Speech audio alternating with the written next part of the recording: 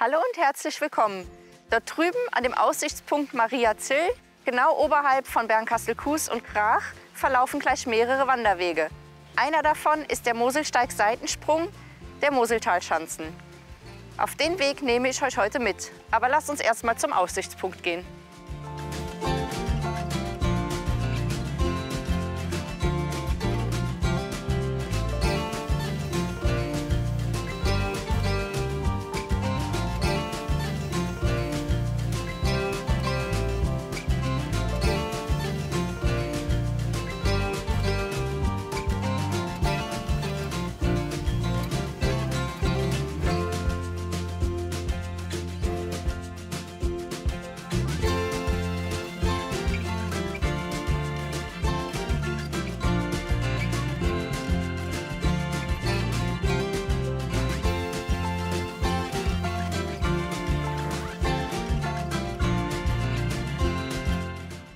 Hier oben bei Maria Zill wird man mit einer wunderschönen Aussicht bis hinunter ins Moseltal belohnt und bei schönem Wetter sogar bis in den Hunsrück und die Eifel.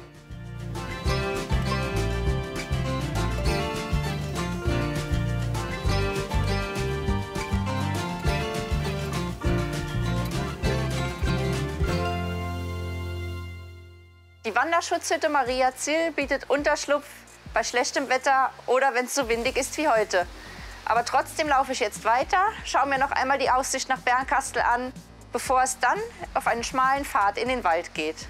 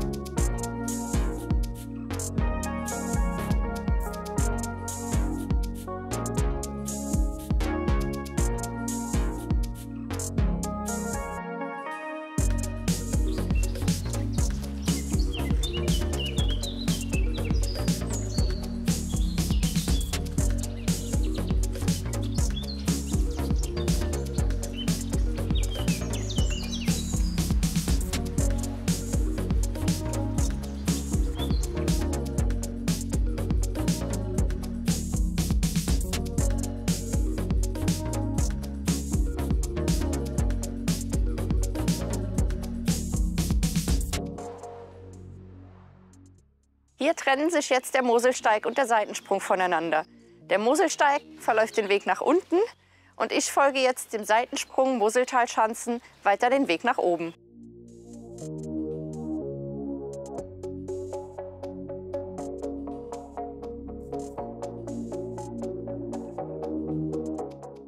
Ja, nach dem kurzen Anstieg werden wir jetzt hier oben auf der Trava Kupp mit einer wunderschönen Aussicht belohnt.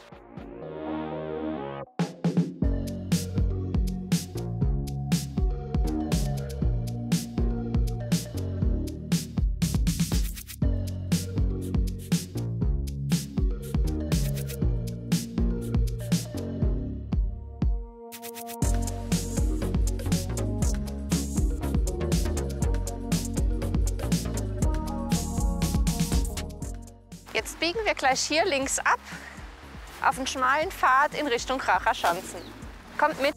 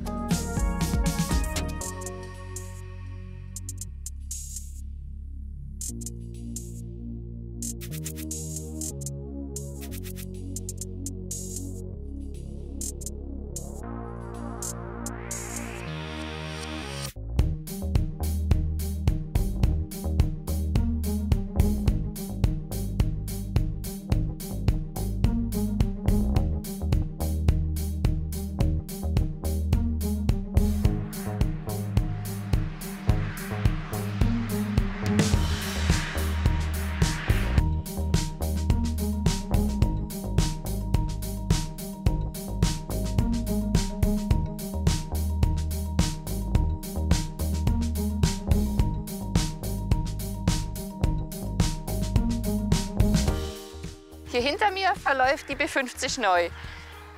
Der Seitensprung Moseltalschanzen läuft hier über diese Wildbrücke.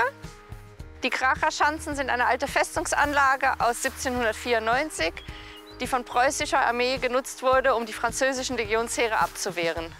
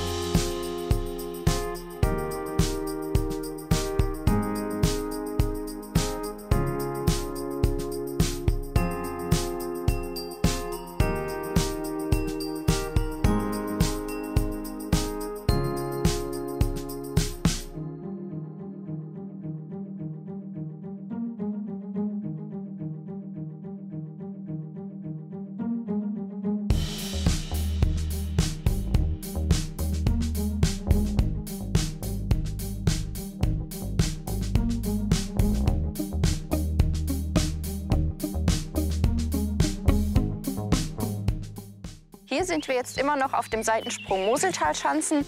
Und wie man an der gelben Jakobsmuschel hinter mir sehen kann, verläuft der Weg ein Stück gleich mit dem Moselcamino.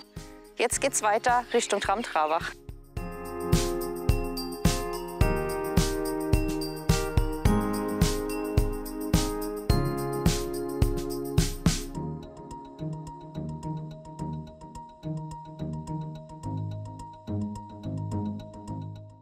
Hier haben wir jetzt schon Trarbach erreicht und dort unten sieht man die ersten Ausläufer der Stadt. In diesem Teil befinden sich die warmen Quellen der Moseltherme, ein altes Kurmittelhaus und dort unten in der Ferne erkennt man auch schon die Gräfenburg.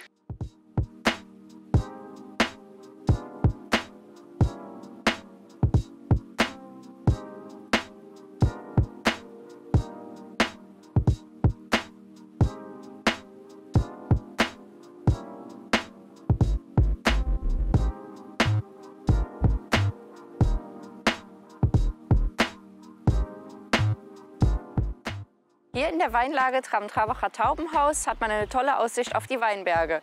Ein Winzer erzählt euch jetzt, welche Arbeiten im Weinberg im Frühjahr so anfallen.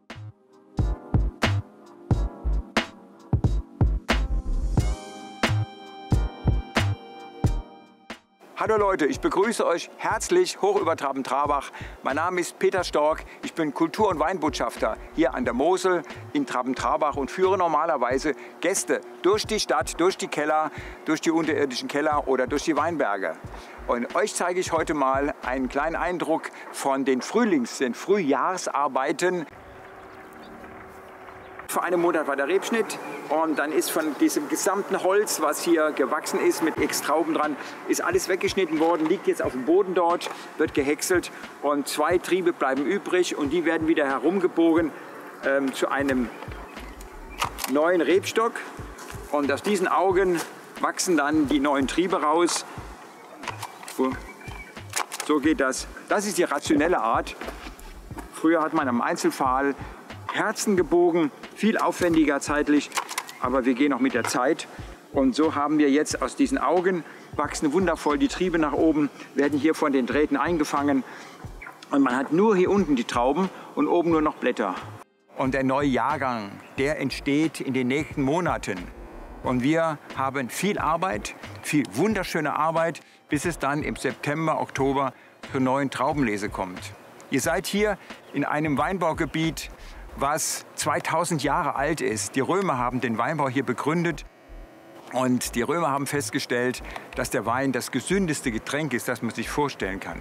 Wir haben den Riesling. Riesling ist die Traubensorte, die Weißweintraubensorte, die die Weinkenner als Königin der Reben bezeichnen, die Königin der Weißweinsorten bezeichnen. Und wir an der Mosel mit unseren Steilhängen, mit unserem Schieferboden, der viele Mineralien der Rebe schenkt, der gibt eine tolle Frucht, einen tollen, fruchtigen, lebendigen Wein. Die Mineralien, die gestalten den Wein. Die Frucht der Riesling-Traube, die kreiert eine Harmonie, ein Erlebnis auf der Zunge, die man an vielen anderen Orten nicht findet. Also da haben wir das große Glück einer wundervollen Natur, eines harmonischen Klimas, von dem Schiefer mit den Mineralien, von der Traube. Alles das sind quasi wie Mosaiksteinchen, die einen Wein kreieren. Und wir sind mittendrin in der Produktion, mittendrin in diesem Weinwerdungsprozess. Ich hoffe, dass die Frühlingsarbeiten, die ihr jetzt so am Bildschirm erlebt, einen kleinen Eindruck davon geben, wie es losgeht hier mit unserem Jahrgangsablauf. Und es gibt einen alten Spruch, der sagt, ist der Winzer nicht dumm, geht er 17 Mal um den Stock herum. Natürlich sind wir etwas rationeller geworden und es ist ein bisschen weniger geworden an Arbeitsaufwand, weil wir ein bisschen klüger arbeiten als früher. Aber es ist immer noch viel Arbeit, einen guten Wein zu erzeugen. Das sind Qualitätsweine, die einfach Freude machen bei jedem Schluck bis zum letzten, vom ersten bis zum letzten Schluck.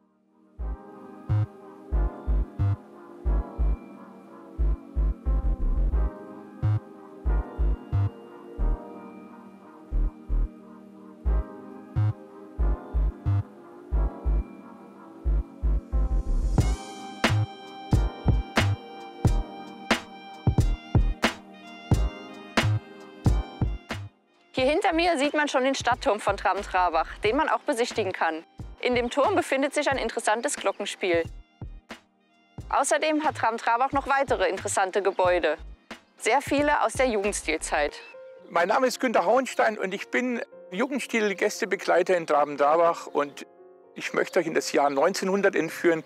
In dieser Zeit sind ganz viele Häuser hier in Traben-Trarbach entstanden. Ich möchte erstmal die Gründe dafür aufführen. Es gab riesige Stadtbrände hier. Die Brücke wurde neu gebaut und es war Reichtum hier in dieser Stadt, weil wir unseren Wein nur an andere evangelische Gebiete verkauft haben. Als Vergleich möchte ich euch erstmal so ein ganz normales Haus hier zeigen, was auch um die gleiche Zeit herum entstanden ist. Ein Bruchsteinhaus, schiefergedeckt natürlich auch. Alles einheimisches Baumaterial. Und dann als Vergleich natürlich die wunderschönen Jugendstilhäuser. In der Menge gibt es sie nur einmalig hier an der Mittelmosel in Traben-Trarbach. Der Architekt Bruno Möhring, der hier von Berlin aus hierher gekommen ist, hat am Ort viele verschiedene Arten von Häusern gebaut. Drüben auf der anderen Seite ein Erholungsheim, eine Metzgerei. Und hier natürlich als erstes Beispiel das Hotel Bellevue 1903. Und das Hotel hat ein Thema, und zwar das Thema Wein und Sekt, was sich natürlich hier anbietet. Wenn wir uns den Erkerturm anschauen, ist das die Nachbildung einer Sektflasche oben mit dem Verschluss und links daneben die Balkonbalustrade, das sind die nachgebildeten Sektkelche. Der Eingangsbereich dieses Hotels war früher die Nachbildung einer Weinlaube. Dazu passte natürlich der Vogel, der hier an der Tür abgebildet wurde, und das wunderschöne Weinfenster hinter mir. Eine Besonderheit hier am Ort ist das elektrische Licht, und das hat man natürlich hier oben hingebaut, weil wir eine der ersten Städte in Deutschland waren, die komplett mit elektrischer Straßenbeleuchtung ausgestattet war. Bruno Möhring hat hier im Hotel ein Gesamtkunstwerk geschaffen, ganz typisch für den Jugendstil, angefangen von den Deckenlampen oben über die Ornamentik der Wände bis hin zu den Wandschränken, die natürlich nicht verändert werden durften, bis zu den Fenstern, die hier wunderschön morgens leuchten, über die Suppenterrine bis vorne hin zur Holzplastik, die symbolisiert, wie dieses Hotel hier abgebrannt ist. Weiteres Gesamtensemble ist natürlich der Speisesaal hier im Hotel. Man fühlt sich richtig zurückversetzt in die Zeit um 1900 und fühlt sich richtig gemütlich und wohl hier mit dem wunderschönen Herbstbild hinter mir, dem Kamin, wo vielleicht das Feuer geprasselt hat. Und was natürlich noch dazu gehört, ist im Speisesaal hier dieses wunderschöne Jugendstilfenster, was 1902 auf der Ausstellung für dekorative Kunst in Turin war und erst dann im Haus hier eingebaut wurde.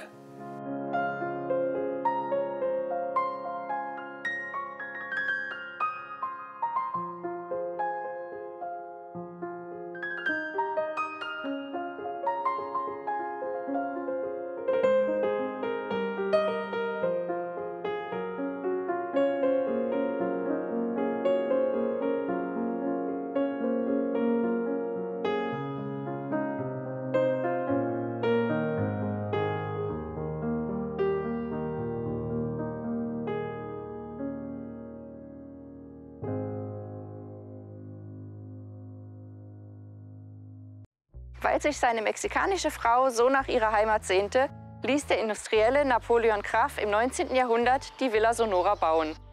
Doch das Heimweh war zu groß und sie trennten sich und die Frau ging wieder zurück. Mittlerweile befindet sich die Villa Sonora in Privatbesitz.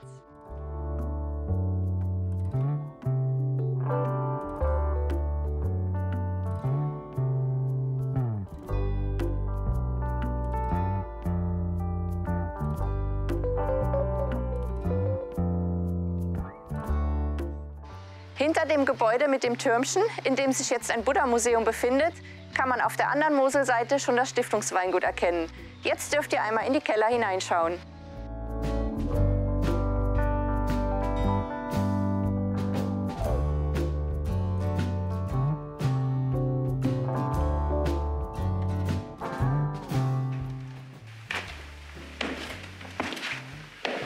Ja, guten Tag und herzlich willkommen zur Führung durch die Traben-Trabacher Unterwelt.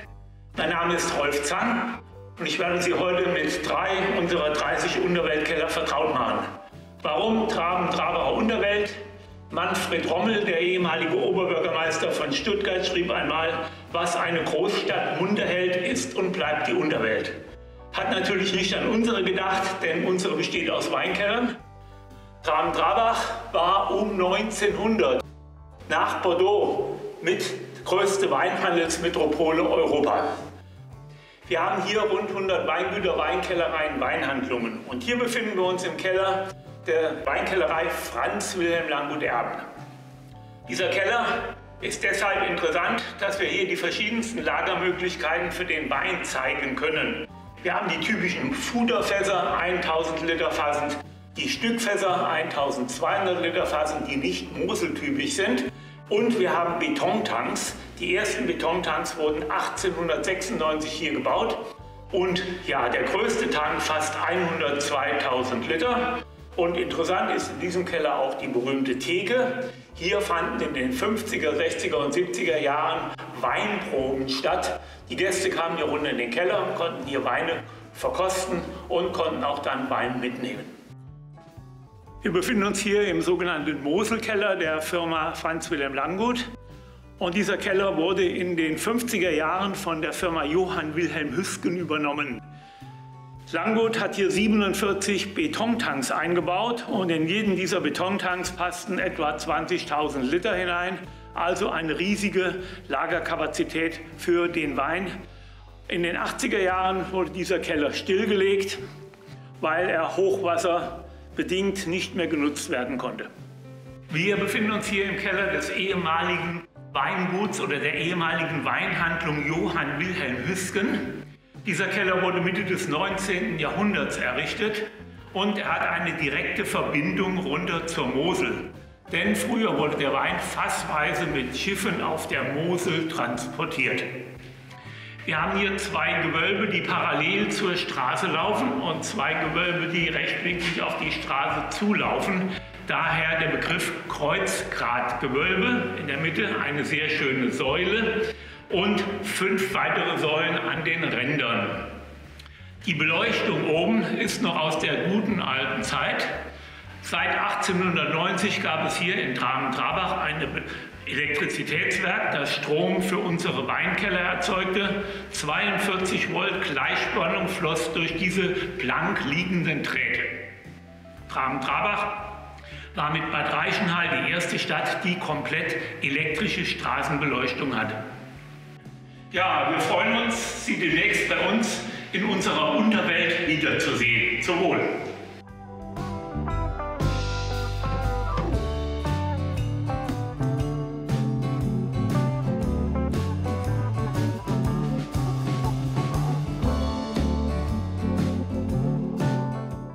Einer der beiden Steinköpfe hier hinter mir schaut schon auf die Trabener Seite, auf der sich der Brückenkeller befindet. Da zeigen wir euch jetzt ein paar interessante Weinbaugeräte.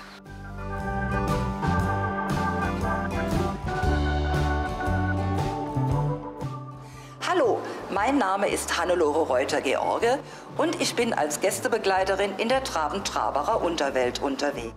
Ich möchte Ihnen heute einen von 30 Weinkellern unserer historischen Unterwelt vorstellen. Wir stehen hier vor dem Brückenkeller. Seit dem Jahr 1899 verbindet eine Brücke die beiden Stadtteile Traben und Trarbach. Diese Brücke wurde unter anderem gebaut, um den Weinhändlern und Winzern des Stadtteiles Trarbach den schnellen Zugang zur Bahnstation in Traben zu ermöglichen. Dieser Keller läuft 80 Meter unter der darüberliegenden Straße her und daraus ergibt sich auch die leicht geneigte Form des Kellers. Der Keller besteht aus 8 Abteilungen. Jedes Abteil fasst 14 Fuderfässer oder 14.000 Liter Wein.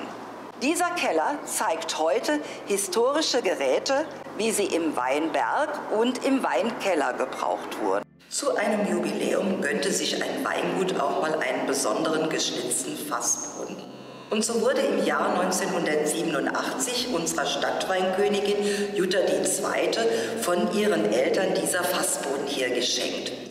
Ja, und der einheimische Künstler, Herr Schneiders, war aber der Meinung, dass eine Stadtweinkönigin eine Langhaarfrisur tragen sollte. Jutta hatte aber immer eine kurze Lockenfrisur.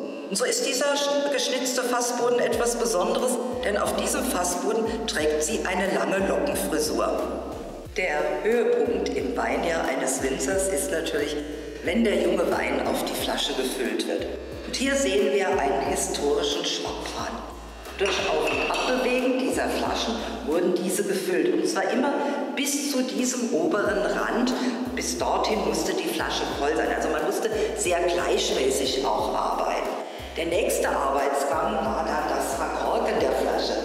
Hier die Flasche rein, oben der Naturkorken und durch Drücken dieses Hebels wurde der Korken in die Flasche transportiert und dabei musste etwas Wein aus der Flasche spritzen, denn sonst lag der Korken hohl und war nicht schön nass.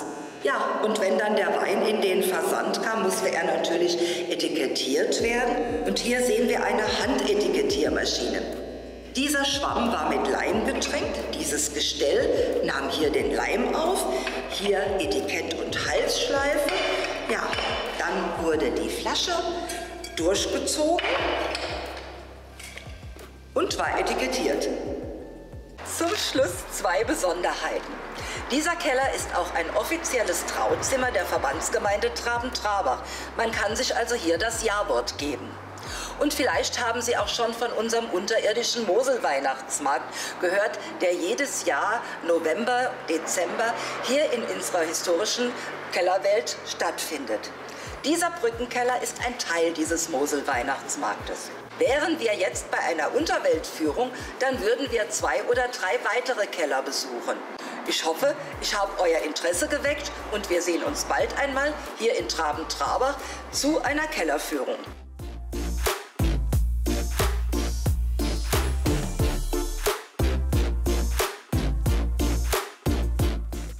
Hier seht ihr nochmal den genauen Verlauf des Seitensprungs Moseltalschanzen.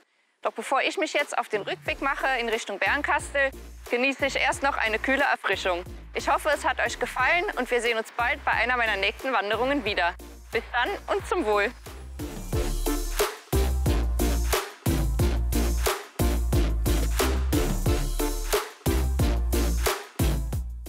Ja, und wenn einem der Weg dann doch zu weit ist oder man vielleicht etwas zu tief ins Glas geschaut hat, kann man alternativ auch mit dem Schiff zurückfahren.